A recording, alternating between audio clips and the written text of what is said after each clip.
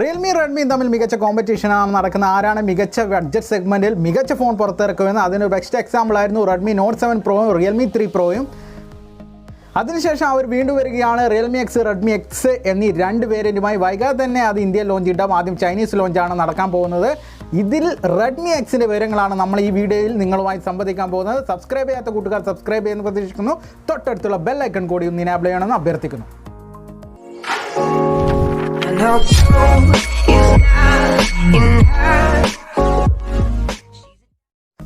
Redmi X May 14-ാം തീയതിയാണ് ചൈനയിൽ launch ചെയ്യാൻ പോകുന്നത്. അതിൻ്റെ ഓൾമോസ്റ്റ് കൺഫേംഡ് ആയ വിവരങ്ങൾ നമുക്ക് ലഭ്യമായിട്ടുണ്ട്. അതാണ് നമ്മൾ ഈ വീഡിയോയിൽ നിങ്ങളുമായിട്ട് സംവദിക്കാൻ പോകുന്നത്. അപ്പോൾ നമുക്ക് വീഡിയോയിലേക്ക് പോകാം. സ്നാപ്ഡ്രാഗൻ്റെ ഏറ്റവും പുതിയ ഫ്ലാഗ്ഷിപ്പ് പ്രോസറായ സ്നാപ്ഡ്രാഗൺ 855 എന്ന പ്രോസർ ഉപയോഗിച്ചിട്ടാണ് റെഡ്മി എക്സ് വരുന്നത്.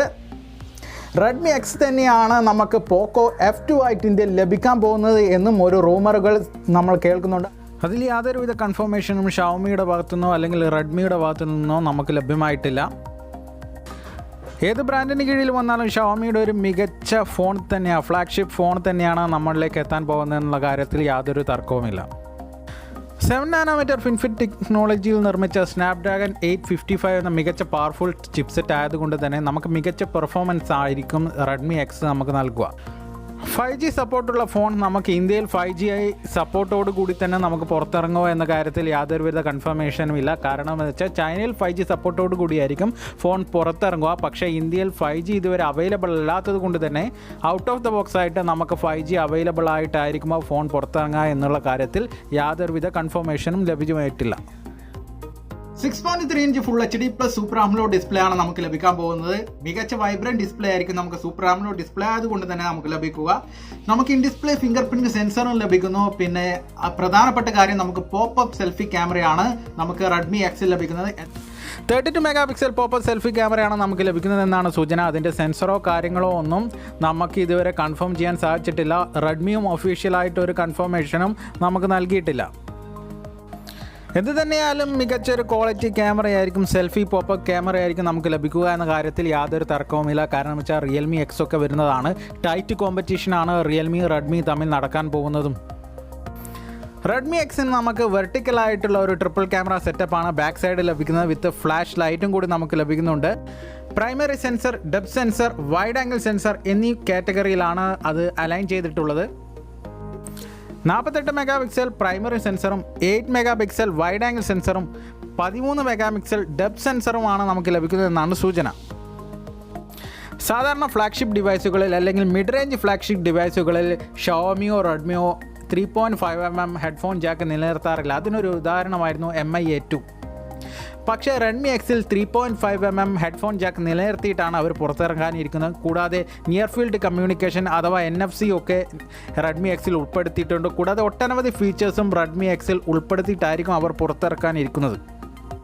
റെഡ്മി എക്സിൻ്റെ സോഫ്റ്റ്വെയർ ഡിപ്പാർട്ട്മെൻറ്റിലേക്ക് വരികയാണെങ്കിൽ ആൻഡ്രോയിഡ് പൈ അധിഷ്ഠിതമായ MUI 10 ആണ് ഉപയോഗിച്ചിരിക്കുന്നത്. ക്ലീൻ ആൻഡ് സ്മൂത്ത് UI ആണ് MUI 10. അതുകൊണ്ട് തന്നെ യാതൊരു ലാഗോ കാര്യങ്ങളോ ഒന്നും നമുക്ക് വരാൻ ഇടയില്ല.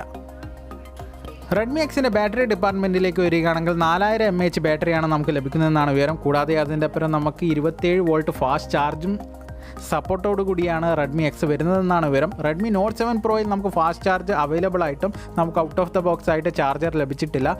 അത് ഈ റെഡ്മി എക്സിൽ നികത്തുമെന്നാണ് നമ്മൾ പ്രതീക്ഷിക്കുന്നത്. റെഡ്മി എക്സിൻ്റെ ഒഫീഷ്യൽ നെയിം റെഡ്മി എക്സ് ആയിരിക്കില്ല എന്നൊരു സൂചനയും നമുക്ക് ലഭിക്കുന്നുണ്ട്. റെഡ്മി K20 Pro ആയിരിക്കാനാണ് സാധ്യത എന്നും നമുക്ക് അറിയാൻ കഴിയുന്നുണ്ട്. പക്ഷേ ഷവോമിയോ റെഡ്മിയോ അതൊരു കൺഫർമേഷനും ഇതുവരെ നമുക്ക് നൽകിയിട്ടില്ല. മെയ് 14 ലോഞ്ച് ചെയ്യുമ്പോൾ മാത്രമേ നമുക്ക് കൺഫേം ആവൂ. റെഡ്മി എക്സ് എന്ന പേരിലോ അല്ലെ K20 Pro എന്ന പേരിലോ വന്നു കഴിഞ്ഞാലും യാതൊരുവിധ സംശയവുമില്ല അവഞ്ചേഴ്സ് എഡിഷൻ ഉണ്ടാവുമെന്ന കാര്യത്തിൽ. അവഞ്ചേഴ്സ് എഡിഷൻ ഉണ്ടാവുമെന്ന സൂചന നൽകിക്കൊണ്ട് റെഡ്മി ചൈനീസ് സോഷ്യൽ നെറ്റ്വർക്കായ VBOയിൽ ഒരു ടീസർ ഇട്ടിട്ടുണ്ട് റെഡ്മി എക്സിൻ്റെ പേരിൽ.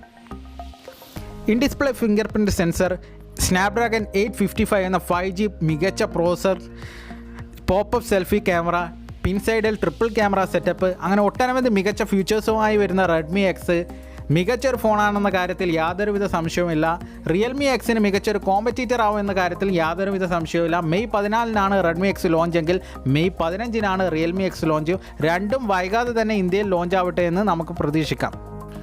ബഡ്ജറ്റ് സെഗ്മെൻറ്റിൽ തന്നെയായിരിക്കും റെഡ്മി എക്സ് ലോഞ്ചാവുന്ന കാര്യത്തിൽ യാതൊരു സംശയമില്ല. റിയൽമിക്ക് കടുത്തൊരു കോമ്പറ്റീറ്റർ ആയിട്ടാണ് റെഡ്മിയും മുന്നോട്ട് പോകുന്നത്.